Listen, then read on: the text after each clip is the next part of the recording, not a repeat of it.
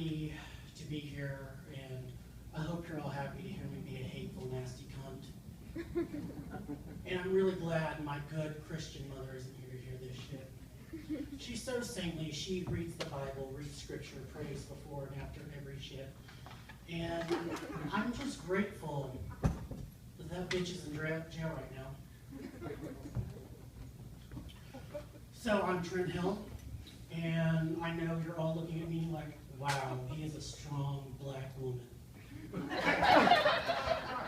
I was not always the strong black woman you see before you today. I'm a former boozer, user, and I'm still a loser. Let me tell you why I'm a loser. I can't get anybody on the planet to fuck me. And I know you're like, oh my God, Trent, you are a fitness icon. You have the body of a Greek god in the right carnival mirror. And, you know, it's worse because I'm bisexual, so that means nobody on the planet wants to fuck me. But there is a silver lining. Silver lining. Some starving fucker in Ethiopia might fuck me because I have Happy Meal money. That's not demeaning. I have sucked more for less. I'm not ashamed to fuck my way to the middle. And I'd be singing a new jingle too. I'm fucking it. But really, have you ever had Ethiopian food? Neither have they. Though at one point I was in a relationship. We broke up over religious differences. I'm Catholic, she's a cunt. And I'm joking, I'm not Catholic. But, sorry, flashbacks. But, I mean, she accused me one time of being a transvestite, so I packed her shit and left. She was always so hateful to me, too. I'd always be like, hey, babe, do you find me attractive? She'd look at me and go, I'd rather not find you at all. Like, what's your favorite sexual position? She said, next door. So she got to the point to where she demeaned me, dehumanized me to where I don't feel like a human anymore. I feel like I was grown in a lab, a meth lab. And I'm living proof Jesus Christ has some off days.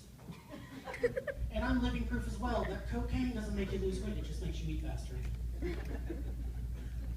So now to a horrible segue, I get asked some weird questions.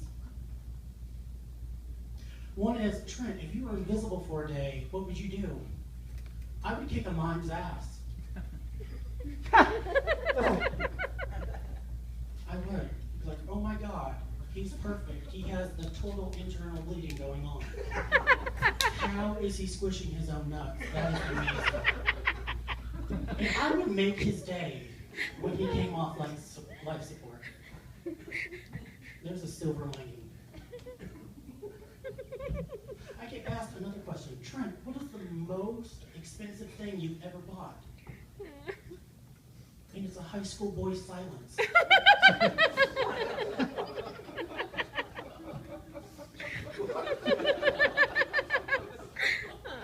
also get asked, Trent, do you cry after sex? Yes, but that's usually the mace.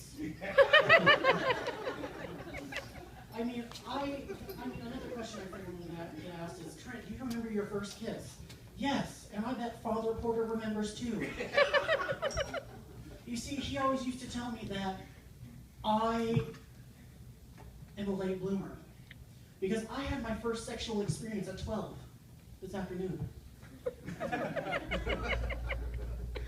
You know, all this demeaning bullshit I've taken, and I'm going to college to be a social worker.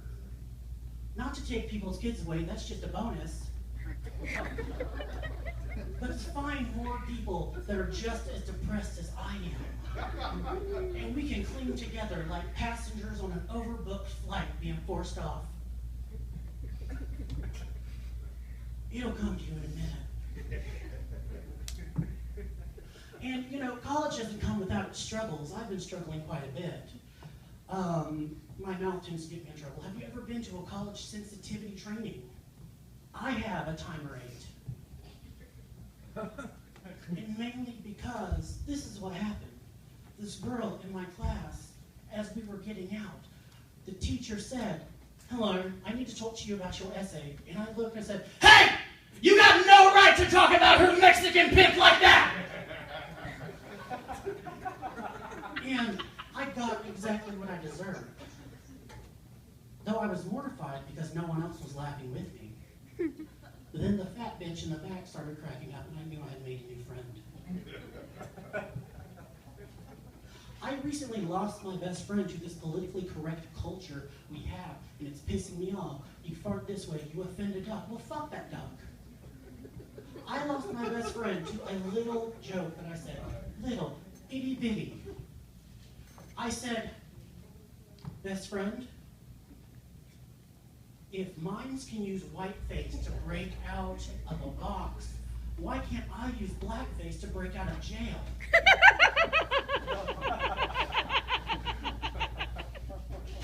She also didn't like my story, which is true.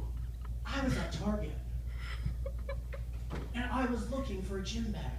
Shut up. Because I needed something else to put my food in besides my lunchbox.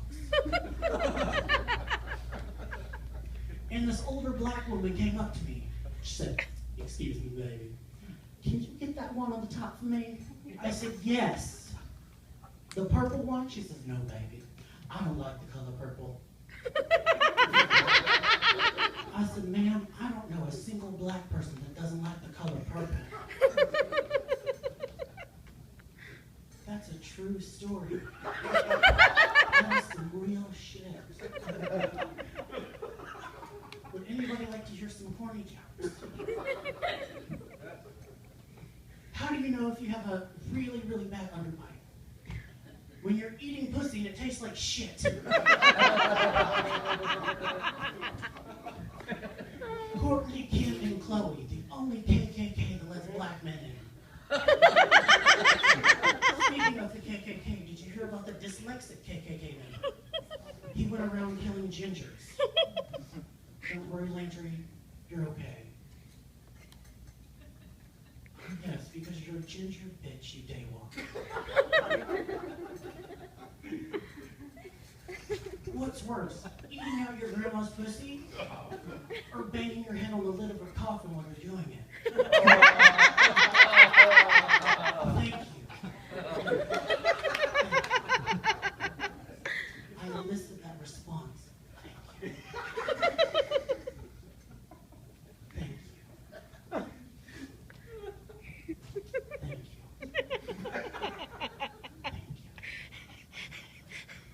So I have a little black dog that goes everywhere with me, and I take him into Walmart, and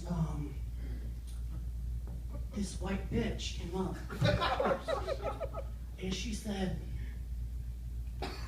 "You can't bring your dog in here. That's really unsanitary." I look at her and I'm like, "Okay, he's in the cart. And I understand you have your best Disney sweatshirt on. He is for this occasion. But his little dog in the cart. Well, you shouldn't have him here. Is this some racial shit, bitch?"